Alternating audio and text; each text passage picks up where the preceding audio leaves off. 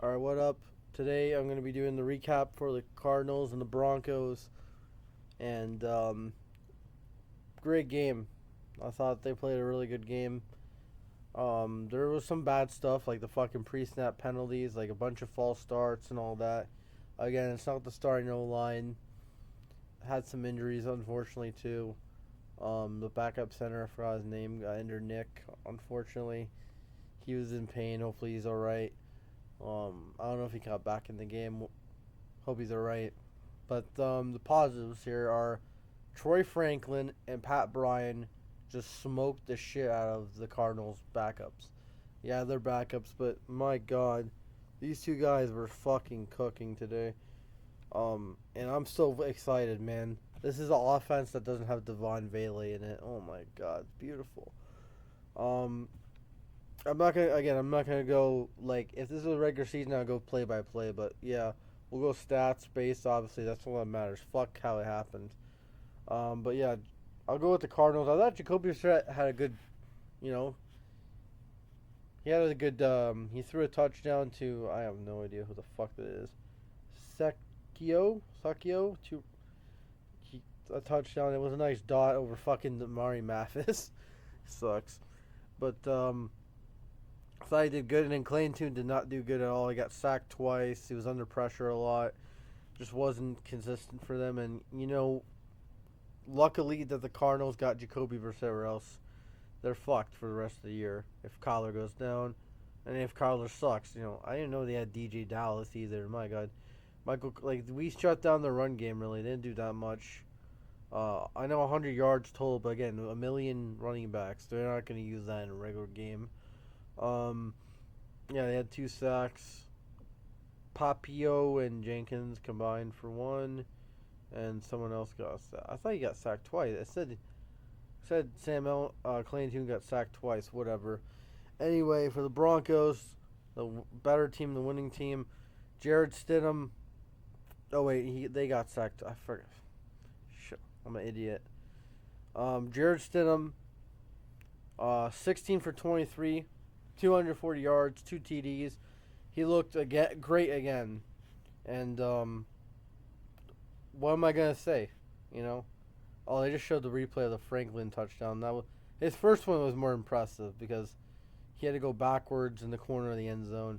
His second one, he just beat the fuck out of the corner that he was covering, was covering him. Yeah, Jared Sim was great. Sam Ellinger was meh. Game manager, like dink and dunk. What are you gonna do? Sam Ellinger's not that good. But yeah, the running back room. Let's go bottom to top.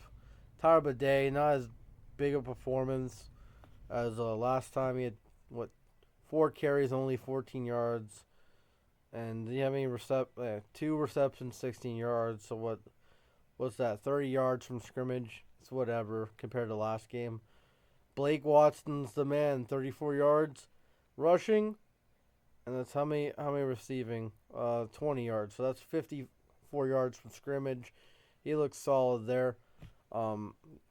Yet he had the most carries, and he didn't have the most yards. Jaleel McLaughlin had a big run there. Went to the side. Averaged 16 yards per carry. He had a bounce back game compared to that terrible game he had game one. Obviously, he would have had a better game if that holding penalty didn't happen on Pat Bryan, but it's whatever from last game. I thought Courtney Jackson had a good game, but it wasn't garbage time. 30 yard. He had that 1 30-yard gain. The wide receiver like jet sweep or whatever the fuck that was. But Andres Gastame, I think it's time to pack your bags, man. The guy looks slow out there. He didn't provide as much of a, I think he just doesn't provide that much. I don't think we need a power back really. You got J.K. Dobbins. He's a pretty big guy who can do the dirty work. And if they're going to keep 4, I think Blake Watson has more skill set than him. And Jaleel McLaughlin is competing with Tyler Bidet. Even though Bidet had a slight worse game than he had last time. We'll see what happens. Again, last game, New Orleans, we'll see if the decisions. McLaughlin could have kept his job today. We need a few more of those runs in New Orleans. But he had, he made up for it with a He only had 3 carries for 48 yards. Pretty solid. And R.J. Harvey had a touchdown. Pretty solid there. 18 yards. 18 yards only, but he had the touchdown. That's all that really matters there. Any fucking receiving yards? 2 receiving yards. Big deal. But that's really it. So let's fuck the running backs. Let's talk about the Pat Bryant. 4 receptions, 70 yards. He was a dog. Troy Franklin, 4 receptions, 67 yards, 2 touchdowns. One he beat the corner on one of them, and then the first one he had to make it in the corner of the end zone. So Troy Franklin and Pat Bryant were great. Fuck Devon Vele. Like these 2 young studs, they look great. I want to see more of them. You saw a little taste of it in the game against San Francisco. You saw a taste of those 2 guys. Just a little taste. They both got, decent receptions. But this one, they had playing time and they cooked. They cooked, man. So, Evan Ingram, he only played 8 snaps, but my God, that one reception, man, that 58-yard reception, he could have went all the way if he wasn't as slow as he was. Michael Bandy, I'm not moved. Caden Priscorn, he fumbled in the end zone, man.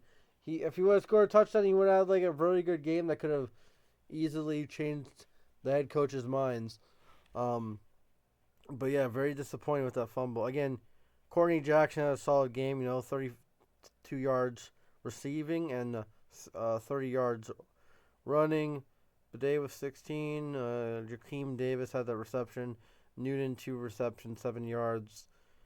Caleb Lohner only had 1 reception, 4 yards. I thought they would get him more involved, but no, Prescorn. I wish we saw more of Lohner, but haven't seen that much of him. Again, I'm not watching practice 24/7, so I don't know what he's doing in practice. Lucas Kroll sucks. That's what I don't like him, man. Yeah, Prescorn fumble loss, terrible. Defensively, Jordan Turner had 1.5 sacks. Garrett Nelson 0.5. I thought Jonah Ellis obviously standed out there and played very, very good. And who else played really good? Jell Skinner, no. Jadir Barron, he got beat a few times, but he made that nice TFL. Again, he's still a work in progress, but you can see the growth in him. And that's pretty much it. We'll see a lot next week, and then after that week, we're talking about real football. I'll be making my predictions. Yeah, I'm very excited about this roster. This team has a lot of potential.